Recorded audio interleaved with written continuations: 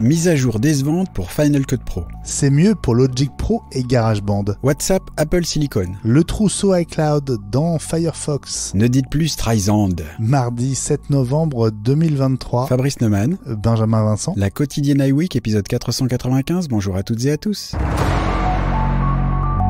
Elle est numérotée 10.7, c'est la nouvelle mise à jour de Final Cut Pro et elle arrivera dans le courant du mois de novembre.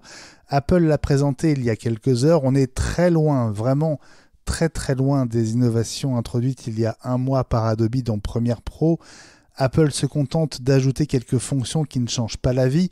Commençons par la version Mac avec le défilement automatique de la timeline. Un nouveau tracker d'objets et une optimisation de la répartition de la charge au moment de l'export entre les cœurs disponibles dans le processeur. Pour la version iPad, on note la possibilité enfin d'enregistrer une voix off et de nouvelles options pour les titres. Mais est-ce que ça méritait vraiment un numéro de mise à jour intermédiaire en 10.7, Fabrice ? J'ai envie de te dire que la 10.6.11 aurait largement suffi. On entend la déception dans ta voix, toi et moi. Du coup, on utilise Final Cut Pro pour monter nos épisodes, mais c'est un peu le parent pauvre depuis pas mal de temps, Final Cut, en fait. C'est-à-dire que je me rappelle d'un temps, il y a plusieurs années de ça, peut-être même 10-15 ans, où Final Cut Pro, c'était vraiment un des grands softs, y compris pour l'industrie du cinéma, et c'est devenu maintenant une sorte de cinquième roue du carrosse, dépassé largement par DaVinci Resolve, par exemple, qui est gratuit en plus. En tout cas, la version gratuite est extraordinairement puissante. Et puis, tu as évoqué Adobe Premiere Pro. On s'était fait l'écho des nouveautés après Adobe Max, la conférence d'Adobe à laquelle tu as participé. Enfin, tu étais présent sur place. Et effectivement, il y a dans Premiere Pro des fonctions incroyables de montage. Donc, ça fait une reconnaissance du texte des gens qui parlent. Et ensuite, on peut faire du copier-coller du texte et ça monte la vidéo toute seule. Ça fait du montage automatique sur tout un tas de trucs. Ça remplace des arrière-plans, ça efface des gens. Enfin bref, on est très loin devant et Final Cut Pro donc est devenu maintenant quelque chose d'assez décevant. C'est très surprenant finalement. Les logiciels de création musicale Logic Pro, GarageBand et MainStage bénéficient eux aussi d'une mise à jour et elles sont disponibles immédiatement sur Mac et sur iPad, notamment dans le cas de Logic Pro, pour tenir compte, Fabrice, des arrivées de Sonoma et d'iOS 17. Alors j'ai envie de dire il paraît, puisque c'est pas des logiciels que là j'utilise et j'y connais pas grand chose en son, mais voilà, en revanche ça progresse plus que Final Cut Pro, donc visiblement le son c'est plus important pour Apple que la vidéo. Voilà, j'ai noté que dans Logic Pro on pouvait créer des instruments et aussi enregistrer un peu comme ce que tu disais sur Final Cut Pro tout à l'heure, directement sur l'iPad. Voilà, donc ça progresse et je pense que les pros sont très contents. La nouvelle version Mac de WhatsApp est téléchargeable gratuitement depuis le Mac App Store. Le changement se voit tout de suite pour cette appli universelle qui apporte plusieurs nouveautés sur Mac, Fabrice.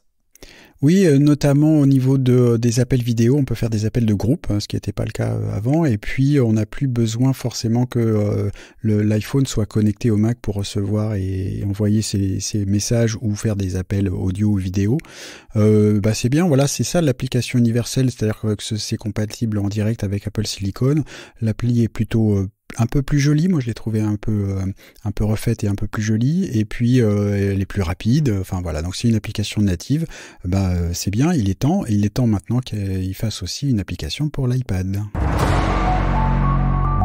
Accéder au trousseau iCloud, c'est désormais possible dans Firefox grâce à une nouvelle extension développée par un Français, un indépendant, Sébastien Garnier.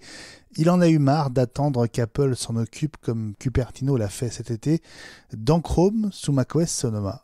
Oui, alors le trousseau des mots de passe iCloud, c'est mon petit chouchou en ce moment. Je trouve que la version pour Sonoma et iOS 17 est vraiment suffisamment complète pour remplacer dans un usage quotidien des gestionnaires de mots de passe comme OnePassword, LastPass ou Dashlane. Et donc une des nouveautés, c'est qu'on peut, grâce à une extension, accéder aux mots de passe stockés dans le trousseau dans Chrome, dans tous les navigateurs basés sur Chromium, donc ça implique Chrome, Brave, Edge. Il manquait ça sur Firefox. Ça veut dire que c'est un indépendant qui a fait ça, qui a quand même donne l'impression d'avoir fait ça très sérieusement, notamment pour respecter la sécurité et la confidentialité des données. Donc c'est très bien fait. Ceux qui utilisent Firefox, voilà, peuvent maintenant utiliser aussi le trousseau iCloud et ça permet de centraliser ses mots de passe dans l'enclave sécurisée d'Apple.